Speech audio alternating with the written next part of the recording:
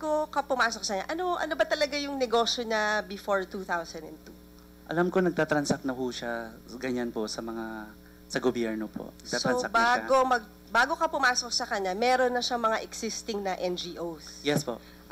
Matatandaan mo pa ba kung ano yung mga NGOs Yes na po. to? Pwedeng pakisabi yung mga... Yung Philippine Social Development Foundation, headed by President Evelyn De Leon. Tapos si Merlina Suñas, siya po yung presidente ng People's Organization for Progress and Development Foundation. And Marina Sula, siya po yung sa Masaganang Ani para sa Magsasaka Foundation. Alam niyo po ba kung more or less kailan siya nag-umpisa magkaroon ng mga ganitong transaksyon? Ang People's Organization po, ang pagkaalam ko, nabuo po mga around 2003. Ganun po yung ano niya. Pero yung pinaka nauna pong foundation was the Philippine Social. Pero meron na po siyang trading, yung Jokris Trading at saka TNU Trading. So yung dalawa ho niyang trading, nag-uumpisa yan before 2002? Yes po, madam. At meron na siyang, at sumasali na siya sa mga government project? Yes po, madam. Na-mention mo din na may 20 kayong NGOs. Tama po ba? Yes po, madam. At ang 8 po doon ay connected dito sa PDAF. Yes po, madam. And I assume yung remaining 12 ay connected naman po dun sa Malampaya. Yes po, madam. Can you name the remaining 12 NGOs? Yung Abundant Harvest for People's Foundation, headed by Vanessa Eman. Siya po yung OFW. And then, Saganang Buhay sa Atin Foundation, by Lilian Espanyol. Siya po yung cook ni Miss Napoles. Parang katulong na rin ni Miss Napoles. Si Micro-Agribusiness Citizens Initiative Foundation. Ang presidente po nito yung kapatid ni Miss Napoles, si Ronald Francisco Lim. Yung pamangkin po ni Miss Napoles, si John Lim. Ang totoong pong pangalan niya is Ronald John Lim. Kaya John Lim, siya po yung sa Ginintuang Alay sa Magsasaka Foundation. Bukirin Tanglaw Foundation, ang presidente po nun, yung aking mother, si Gertrudes Lui. Pero ang sa documents, Gertrudes Kilap-Kilap. Tapos, tapos na si Abundan. Tanglaw para sa Magsasaka Foundation. Ang presidente po nito nung una, si Nova K. Batal. Tapos nung umalis po kasi si Nova K, katulong din siya. Nung umalis po siya, pinalitan po ng pangalan si Mary Arlene Baltasar. So siya yung kasama namin sa office. Tapos dalang pang San Among Utod, Kasigmanwa Foundation. Siya po yung driver ni Miss Napoles. Ang presidente po nito, si Jesus Castillo. Tapos, kaupdanan para sa Mangunguma Foundation. Ang presidente po nito, si John Raymond de Asis. Ito po yung security or driver ni Miss Napoles. Tapos, Gintong Pangkabuhayan Foundation. Ito din po yung driver ni Miss Napoles. Ang presidente po nito, si Eulogio Rodriguez. Siya po yung driver ni Miss Napoles. Tapos, Karangyaan para sa Magsasaka Foundation. Ang presidente mo nito si Simplicio Guma Felix. Siya po yung admin officer ng Jelen Corporation. Masaganang Buhay Foundation. Siya po yung asawa ng security ni Miss Napoles. Ang pangalan po niya is si Lorna Ramirez. Tama ba? 12 na. Kasaganahan para sa Magsasaka Foundation. Ito po yung secretary ni Miss Napoles. Secretary ni, parang alalay-alalay din ni Miss Napoles. Personal aid.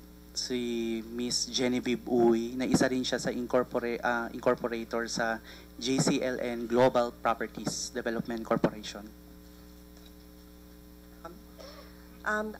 Kayo po ay presidente ng Social Development Program for Farmers Foundations Incorporated. Yes po, Tama madam. po ba? Dun ho ba sa mga dito sa foundation na to, meron ho ba kayong ghost deliveries? Or as far as you're concerned, lahat ho ng transaksyon dito sa foundation na to ay may delivery? Meron pong ghost deliveries, meron din pong iilan na nag-deliver naman po kami. I guess kayo ho yung signatory dito sa foundation na to. Yes po, sa social development. So parang nangyayari ho, pag nakakolekta na ho, nag-i-issue ho kayo ng cheque kay Ms. Napoles? Yes po, madam. I know, I'm sorry. Pag nakakolekta na po kami, so i-deposit na ho sa bangko ng foundation. Nagwi-withdraw po kami ng cash. So wala hong checking account, yung account nung Foundation. foundation? Wala po savings. So lahat ng foundations nyo savings account? Yes po, madam. Kasi po, ang nangyayari po, lahat po nung mga presidente ng foundation, pinapapirmahan na po ni Ms. Napoles. Kumbaga pre-signed. Pre-signed na po yung withdrawal slips. Tapos yung mga passbooks at saka withdrawal slip, hawak ni Ms. Napoles. Nasa vault niya. Maraming salamat po, Mr. Luy. Yes po, madam. Secretary De Lima, siguro hingi lang ako ng update. Ano na ho yung status dun sa dun sa kapatid ho ni ni Ms. Napoles? Still in hiding. Still a fugitive. And so far, wala pa din ho tayong Wala po. thank you po. Pwede ho kay sa COA, nandiyan pa ho ba si Director Susan? Ay. Sir Chair. Pwede niyong balikan pagka nandito na. Actually, can I just get back to her pagbalik niya? Yes, yes. Just a few administrative matters. Mr. Chair, I would like to follow up from the implementing agencies if they have submitted the list of accredited NGOs of the IAs and also the guidelines used by the IAs. Mr. Banigit for NABCOR, have you submitted? We will comply, but what we just have now are the list of the NGOs shown the last time, plus the 24. So, in other words, you don't have any accreditation. We don't have that yet. Let me check on that, Mr. Chair, because we don't know what happened and how they did it, because we never had any of the PDAF after or during my time. Okay. Mr. Umali? Your Honor, we did not process any PDAF in our company from the time I assumed as president. So we did not accredit any NGOs also. Mr. Chair, wala ho ba silang previous records of, I guess, kung sino man yung in charge before? Maybe we should address the question to the previous management. Okay. Asek Salakop, please. Good afternoon, Mr. Chairman. Yes, ma'am. We have the mechanisms, as I had explained in the last hearing, what we require of the non-government organizations to submit, and then the formulation of the memorandum of agreement. We can, well, I have to check the files with the current management if we have some of those, and we can submit immediately. Thank you, Mr. Chairman. Isang question na lang ho kay Mr. Luy. After 2009, nahinto ho ba yung mga transaksyon nung mga NGOs? Or patuloy pa din as of today? Sa tingin niyo ba patuloy pa rin yung transaksyon ng mga NGOs na to? Meron ho kaming na natuloy po yung sa DA, yung kaupdanan para sa Mangunguma Foundation. Kasi yun po yung na-accredit sa DA. Actually, nagpa-accredit po talaga kami ng marami. Yung lahat po yung 8 foundation sa DA. Kaya lang po, isa sa requirements ng DA kasi was the Certificate of Good Outstanding. So yun na yung pending namin na dito sa SEC. So ang nagkataon po, yung kaupdanan lumabas na kasi yung good outstanding niya. So yun ang na-transact namin po, yung foundation na yun. So may natitira pa akong isang foundation? Yes po, yung Pero sa DA lang, in other agencies, so walang nakapending? Yung mga LGUs po, kasi noong 2012, na-detain na po ako.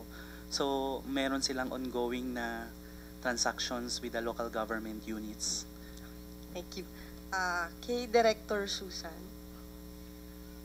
you stated dun sa special audit that DBM could not provide complete schedule of releases despite your repeated requests. Tama po ba yun? Yes, madam. So out of the 115.988 billion total releases to legislators from 2007 to 2009, 69.261 billion could not be accounted for, and yung mga legislators so hindi niya kayang i-identify itong mga to. Tama po ba yun? Yung pong 69, yun po yung wala sa schedule na ibinigay sa amin ng DBM. The DBM provided us a schedule. Sa VILP po yun na 32 billion. And during the audit of DPWH, nakakita pa kami ng 69 billion na SARO na hindi kasama. So since SARO yun, hindi namin ma-identify kung sino legislator kasi hindi kasama sa schedule ng DBM. And what were the reasons po given by DBM kung bakit hindi sila makakomply dun sa documents that you needed? Wala naman pong reason, basta provide lang sa amin yung matrix na 32. When we submitted the audit observation, hindi naman po sila nagbigay ng comment. I guess since nandiyan naman si Yusek Relampagos, baka we can already hear why you couldn't give COA yung mga documents na hinihingi nila. At that time, Mr. Chair, we were in the transition of putting up our electronic website, and I think there were presentations that could not be accurately done yet because there were a lot of cross-checking. However, we will be sitting down with COA. We have already a task force on PDAF to sort out all these reports that seem to be lacking in the report of COA. But we also claim that all the copies that were given, that were supposed to be given with COA, that's the blue copy in the case of manually prepared SAROs, were furnished the COA. So we have to sort out exactly what are these missing or not submitted SARO with them. So we have a task force now going over on this position. And when do you intend to comply po? The instruction of the Secretary is to immediately finish this sorting of SAROs that are not or were reported not submitted to COA, Madam Chair. Thank you, Chair. Mr. Chair, Mr. Chairman, I would like to request the committee to issue a subpoena dusus tecum for the following documents from the DBM. Yung documents pertaining to the 69.261 billion released to DPWH, ROs, and DEOs for the